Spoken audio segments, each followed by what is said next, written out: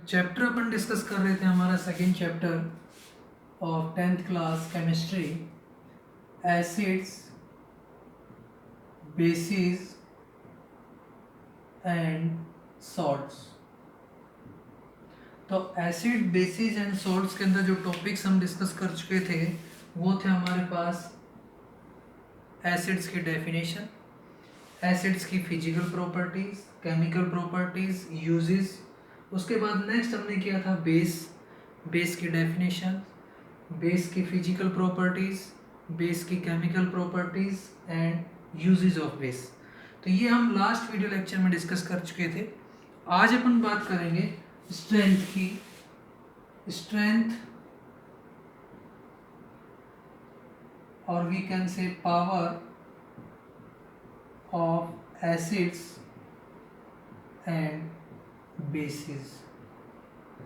कि हमारे पास जो एसिड्स और बेस होते हैं उनकी स्ट्रेंथ होती है, उनकी पावर होती है, उनकी ताकत होती है कि कौन एसिड कितना स्ट्रॉन्ग है, कौन बेस कितना स्ट्रॉन्ग है, और कंपैरेटिव स्टडी अपन कर सकते हैं इसके बेस पे। तो हमारे पास एक न्यूमेरिकल स्केल होता है, उस स्केल के बेसिस पे हम क्लासीफाई कर सकते हैं एसिड्स को कि स्ट्रॉन्ग है या बेस है। तो हमारे पास क्वेश्चन आता है, डू ऑल solutions contain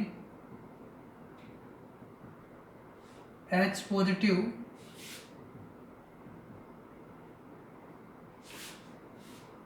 और OH नेगेटिव आयंस।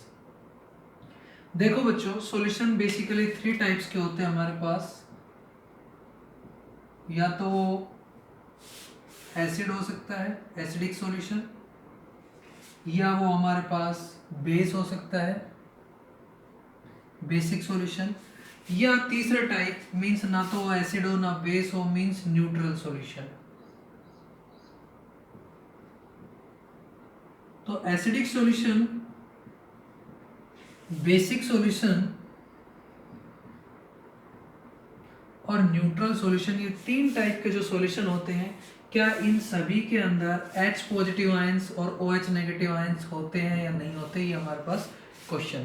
तो इस क्वेश्चन को समझने के लिए आपको एक न्यूमेरिकल वैल्यू को डिटर्मिनेशन के लिए अपन एक स्केल यूज करते हैं जिसको हम बोलते हैं pH scale.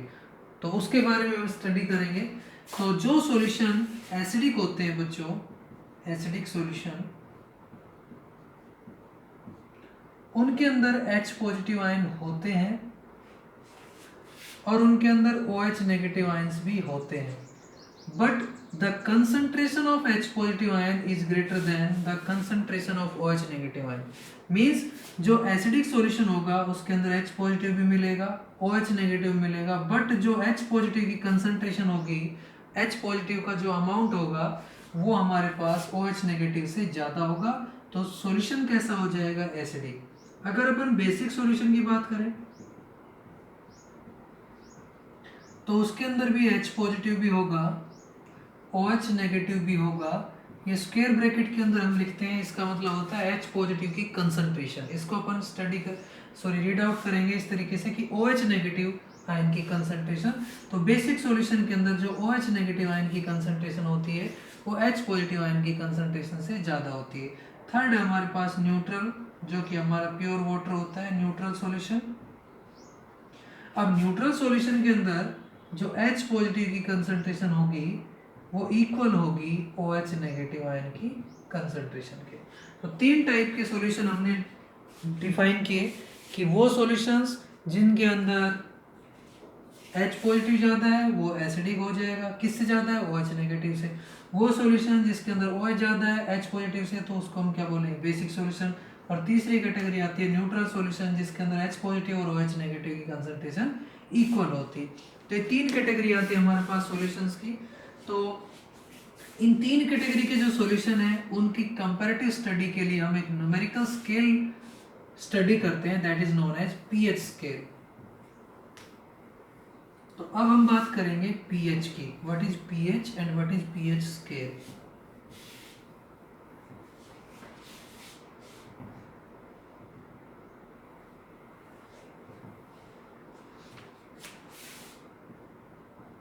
pH and pH scale कि pH क्या होता है। pH को सिंपली हम बोल सकते हैं पोटेंशियल और we can say power of H positive ion concentration. कि जो pH होता है pH is equal to negative logarithm of H positive ion concentration. ये हमारे पास pH की कैलकुलेशन के लिए फॉर्मूला होता है, लेकिन ये फॉर्मूला आपके लेवल से अपर है। 11th और 12th क्लास में हम ये pH के बारे में फॉर्मूला यूज करते हैं। अभी आप याद रखेंगे व्हाट इज pH। pH का मतलब होता है पावर। किसी सॉल्यूशन के अंदर H पॉजिटिव और OH नेगेटिव की जो कंसंट्रेशन है उसको अपन pH के थ्रू या POH के थ्रू बताते हैं। तो pH स्केल क्या होता है? एक सिंपल टाइप का स्केल है। स्केल का मतलब कोई भी चीज जो अपन यूज करते हैं मेजरमेंट के लिए, लेंथ के लिए सेंटीमीटर मीटर का स्केल होता है। तो यहाँ पे हमारे पास 7 होता है और इधर अपन जाते हैं 6, 5, 4, 3, 2, 1 और सबसे एंडिंग में हमारे पास मिलेगा 0। इधर अपन जाएंगे तो 7 के बाद 8, 9, 10, 11, 12, 13 और ये 14। तो एक स्केल हो गया जिसके अंदर 7 हमारा मिड में है। 7 से इधर की तरफ वैल्यू है, 7 से उधर की तरफ वैल्यू है। तो बच्चों ध्यान रखें कि 7 जो होता है ये हमारे पास न्यूट्रल होता है। न्यूट्रल मीन्स यहाँ पे जो H पॉजिटिव आयन की कंसंट्रेशन इक्वल होती है OH नेगेटिव आयन की कंसंट्रेशन के। लेकिन जैसे जैसे अपन इधर की तरफ मूव करेंगे, इधर आएंगे, तो एसिडिक जो नेचर होगा, एसिडिक नेचर इंक्रीजेज।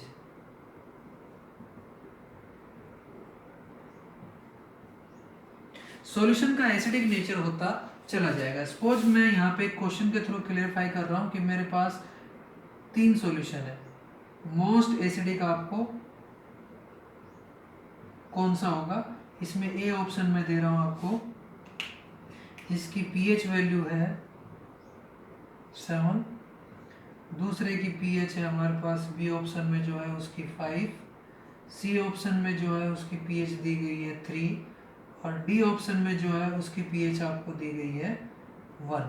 तो इन चारों में से कौन ज़्यादा एसिडिक होगा? देखिए आप अपने स्केल को कि जैसे जैसे अपन इधर आ रहे हैं एसिडिक स्ट्रेंथ बढ़ रही है। मीन्स सबसे ज़्यादा एसिडिक जो होगा वो 1 pH वाला होगा और सबसे कम जो लेस एसिडिक होगा वो 7 वाला होगा। सिमिलरली आप बेसिक नेचर बता सकते हैं। जब आप इधर से लेफ्ट से राइट की तरफ जाएंगे, ये लेफ्ट से राइट की तरफ हम जा रहे हैं, तो यहाँ पे हमारी जो pH है वो इंक्रीज हो रही है और बेसिक नेचर वो इंक्रीज होता जाएगा। बेसिक नेचर इंक्रीज होने का मतलब कि जब आप लेफ्ट से राइट की तरफ जा रहे हैं तो यहाँ पे आपके पास H की जो कंसंट्रेशन है वो घटती जा रही है और OH की कंसंट्रेशन इंक्रीज होती जा रही है। तो OH जिस सॉल्यूशन के अंदर ज़्यादा होगा वो बेसिक ज़्यादा होगा। लेकिन इधर अपन आते हैं तो H पॉजिटिव की कंसंट्रेशन जो होती है वो डोमिनेंट होती चली जाती है और इधर जाते हैं तो OH नेगेटिव की कंसंट्रेशन इंक्रीज होती चली जाती है। अब अपन कुछ सॉल्यूशंस की बात कर लेते हैं जो हमारे पास इस स्केल के अंदर हम जनरल लाइफ के अंदर उनको यूज करते हैं। तो सबसे पहले बात आती है सलाइवा की, कि हमारा जो सलाइवा होता है before meal and after meal, खाना खाने से पहले और खाना खाने के बाद। पहले जो होती है वो pH हमारे सलाइवा की होती है 7.3, स्लाइटली हल्का सा बेसिक होता है। लेकिन खाना खाने के बाद ये एसिडिक होती है 5.8। इसकी pH जो होती है वो डिक्रीज होती चली जाती है क्योंकि जो हमारा फूड होता है उसका डाइजेशन स्टार्ट होता है और एसिडिक pH रिक्वायर रहती है। तो बाद में जो सलाइवा होता है उसकी pH डिक्रीज हो जाती है, पहले ज़्यादा होती है। और एग्जांपल अपन ले सकते हैं लेमन जूस। लेमन जूस जो होता है वो एसिडिक नेचर का होता है। इसकी pH होती है बच्चों हमारे पास 2.6। और अगर अपन बात करें कॉफ़ी भी एसिडिक होती है और इसकी pH होती है नियर अबाउट 5। अगर हम बात करें 1 capital M NaOH, 1 molar NaOH, तो इसकी pH होती है 40। मीन्स 14 pH का NaOH होता है जो कि हमारे पास एक स्ट्रॉन्ग बेस है। और 1 मोलर ये 298 केल्विन पे अगर हम बात करें, नॉर्मल स्टैंडर्ड टेम्परेचर की बात कर रहे हैं बच्चों, 1 मोलर HCl की बात करें तो HCl की pH होती है 1, तो HCl यहाँ होता है हमारा 1 मोलर एट 298 केल्विन। तो ये कंडीशन है, इस कंडीशन पे ही pH हमारी 1 होगी, अदरवाइज ये कंडीशन चेंज होगी, टेम्परेचर चेंज होगा तो pH भी चेंज हो जाएगी। आप दोबारा से देख लीजिए, pH स्केल एक स्केल है जिसके ऊपर हम एसिडिक और बेसिक और न्यूट्रल सॉल्यूशन का कंपैरिजन करते हैं। अब कौन सॉल्यूशन कितना एसिडिक होगा, कौन सॉल्यूशन कितना बेसिक होगा, वो उसकी pH पे डिपेंड करता है। pH का फॉर्मूला होता है, कैलकुलेट करने का तरीका होता है हमारे पास pH is equal to negative logarithm of H positive ion concentration. Universal indicator की हमने बात की, लाइकन अपन यूज करते हैं, लाइकन प्रोडक्ट सॉरी, जो हमारे पास होता है pH स्ट्रिप की फॉर्म में, pH पेपर की फॉर्म में आता है, उसके हेल्प से हम सॉल्यूशन की pH कैलकुलेट कर सकते हैं। तो नेक्स्ट जो बात आती है हमारे पास, what is the importance of pH in everyday life, कि हम डेली लाइफ में या एवरीडे लाइफ में pH को कहाँ पे यूज करते हैं, कहाँ पे importance.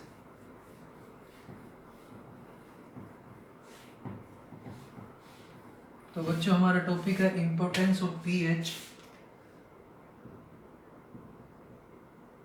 Importance of pH in everyday life.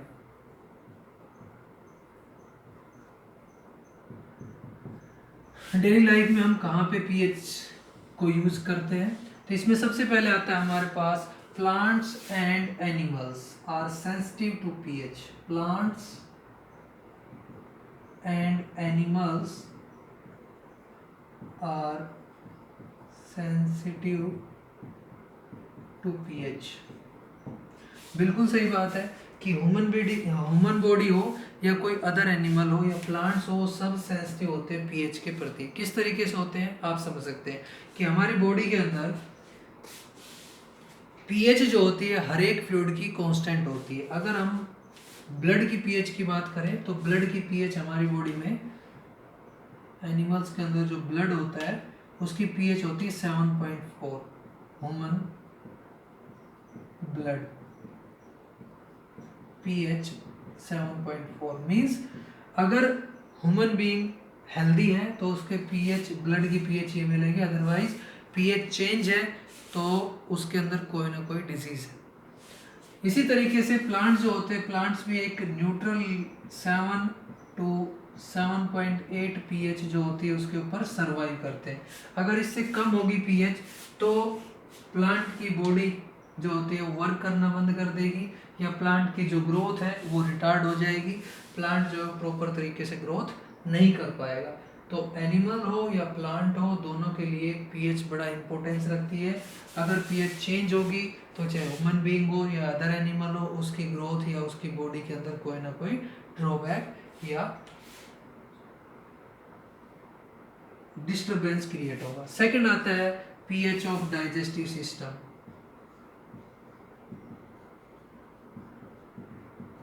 बच्चों हमारा जो डाइजेस्टिव सिस्टम होता है वो pH पर बहुत ज़्यादा डिपेंड करता है। किस तरीके से आप समझे कि जैसे अपन खाना खाते हैं तो माउथ की जो pH होती है वो अल्कलाइन होती है, वो सलाइवा की वजह से, सलाइवा जो होता है अल्कलाइन होता है, तो हमारे फूड के अंदर सलाइवा मिक्स हो जाता है और मिक्स होने के बाद स्टमक में जाता है थ्रू द इंटेस्टाइन। तो इससे पहले जो फूड होता है उसके अंदर बहुत सारे बैक्टीरिया होते हैं, तो उनको एल्कलाइन pH किल कर देती है। इसके बाद भी अगर कुछ बैक्टीरिया, माइक्रो ऑर्गेनिज्म रह गए तो हमारे स्टमक की जो pH होती है वो हाईली एसिडिक होती है, और इस एसिडिक pH के अंदर वो माइक्रो ऑर्गेनिज्म किल हो जाते हैं। और बहुत सारे एंजाइम्स होते हैं, protein digestive enzyme, protein digestive enzymes, ये इनएक्टिव फॉर्म में होते हैं।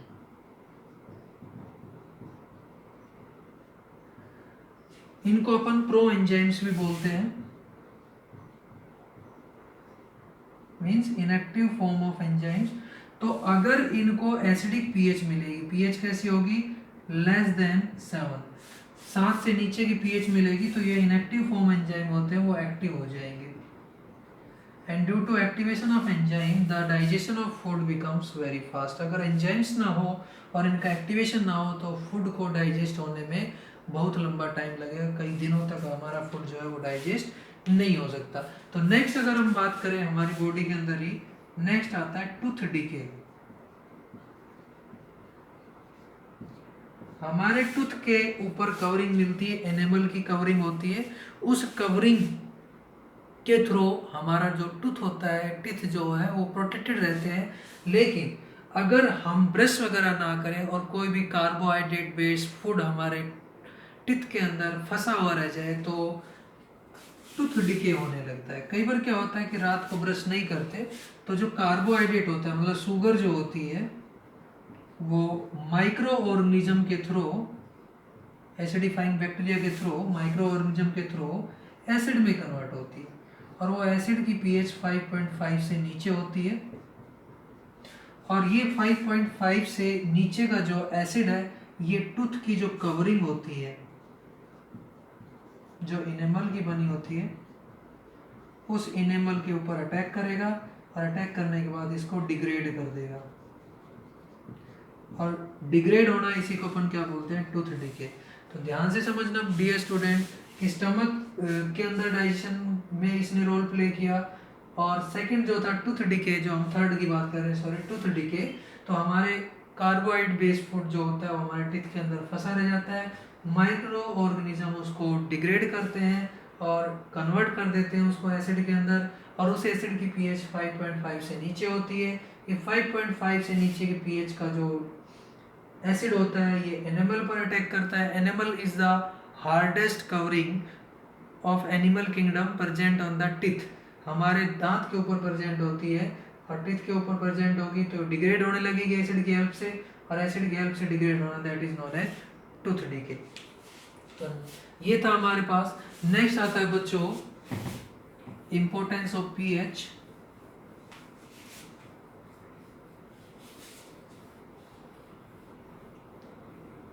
नेक्स्ट पॉइंट आता है बच्चों एसिड रेन। आप सब जानते हैं। फोर्थ पॉइंट है एसिड रेन। नॉर्मल जो रेन होती है, नॉर्मल रेन की जो पीएच होती है वो 6.5 to 7 normal rain. But sometimes क्या होता है, या मैक्सिमम एयर पॉल्यूटेड एरिया के अंदर जो बर्निंग ऑफ फ्यूसिल फ्यूल्स होता है, बर्निंग ऑफ फ्यूल्स, तो इनसे डिफरेंट डिफरेंट गैसेज प्रोड्यूस होती है। उन गैसेज में CO2 होता है, सल्फर डाइऑक्साइड होता है, सल्फर ट्राइऑक्साइड होता है। उन गैसेज के अंदर नाइट्रोजन के ऑक्साइड होते हैं, N2 होता है, NO2 होता है, एटसेट्रा। ये ऑक्साइड्स होते हैं। तो ये ऑक्साइड्स क्या करते हैं बच्चों, एयर के अंदर रहते हैं। और जब रेन आती है, मीन्स रेन आ रही है आपकी, तो इन गैसेस के साथ मिक्स करेगी। इन गैसेस के साथ मिक्स करके क्या बनाएगी, कार्बोनिक एसिड बनाएगी, H2CO3, CO2 के साथ मिलके, SO2 के साथ मिलके H2SO3 बनाएगी, H2SO4 बनाएगी, और इनके साथ मिलके नाइट्रिक एसिड HNO3 बनाएगी। तो ये हमारे पास एसिड्स प्रोड्यूस होंगे, और ये एसिड्स रेन में मिल गए तो अपन इसको क्या बोलेंगे, एसिड रेन। और ये एसिड रेन कहाँ आएगी, प्लांट्स के ऊपर आएगी, एनिमल्स के ऊपर आएगी। और प्लांट्स और एनिमल्स की जो प्लांट की जो लीव्स होगी, प्लांट्स की जो रूट्स वगैरह के अंदर ये वाटर के थ्रू मिक्स होकर जाएगी तो उनको डैमेज करने का काम करेगी। तो एसिड रेन कहाँ से प्रोड्यूस होती है, एयर पोल्यूटेंट्स की वजह से, जो बर्निंग ऑफ फॉसिल फ्यूल से प्रोड्यूस होते हैं।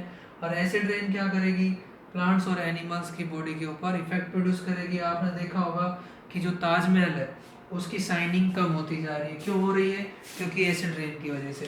कैल्शियम कार्बोनेट का पत्थर होता है, और कैल्शियम कार्बोनेट एक सॉल्ट है, सॉल्ट के साथ रिएक्ट कर रहा है कौन, सल्फ्यूरिक एसिड, और उसको डिग्रेड करेगा, कैल्शियम सल्फेट प्रोड्यूस होगा।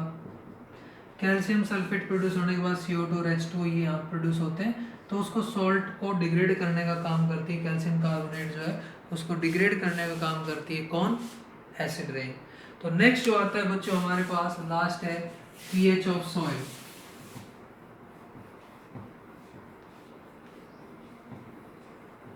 सॉइल की पीएच, सॉइल की फर्टिलिटी या सॉइल की यील्ड प्रोड्यूसिंग पावर को बहुत ज़्यादा डिटरमाइन करती है सॉइल पीएच। आप सब जानते हैं कि फार्मर क्या करता है? एक्सेस ऑफ फर्टिलाइजर यूज करता है, एक्सेस ऑफ फर्टिलाइजर। क्यों यूज करता है? To increase the yield, to increase yield. Yield को इंक्रीज करने के लिए वो क्या करता है? एक्सेस ऑफ फर्टिलाइजर, खाद उर्वरक जो होता है वो डालता है। अब इससे क्या होगा? इससे जो पीएच होती है सॉइल की वो डिक्रीज हो जाएगी। पीएच डिक्रीज होने की वजह से पीएच एसिडिक सॉइल हो गई। अब जो एसिडिक सॉइल होती है उसमें प्लांट जो होता है, plant can't survive.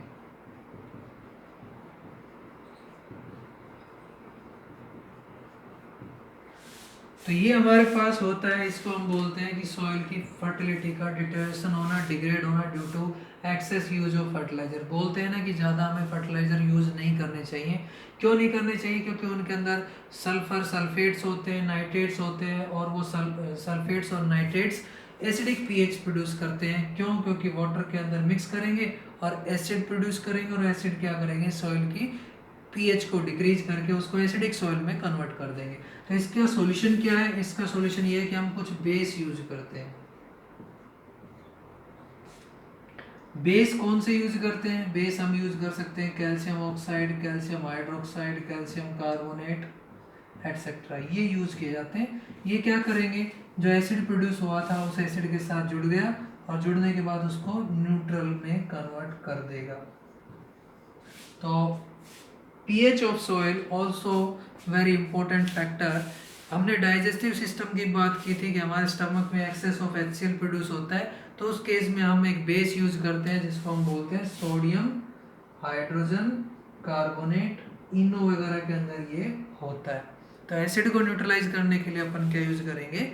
Base use करेंगे। तो ये था हमारा वीडियो लेक्चर जिसमें हमने डिस्कस किया what is the pH, what is the pH scale, do all solution contain H positive and OH negative ions, what is the difference in acidic solution and basic solution on the basis of pH, neutral solution, and the importance of pH in everyday life। everyday life में हम pH को कहाँ कहाँ पे use करते हैं, उसके अंदर हमने सबसे पहले बताया कि pH को हम यूज करते हैं डाइजेशन के अंदर, pH को हम यूज करते हैं प्लांट्स और एनिमल्स के अंदर, pH को यूज करते हैं टूथ डिके के अंदर, pH का यूज करते हैं हम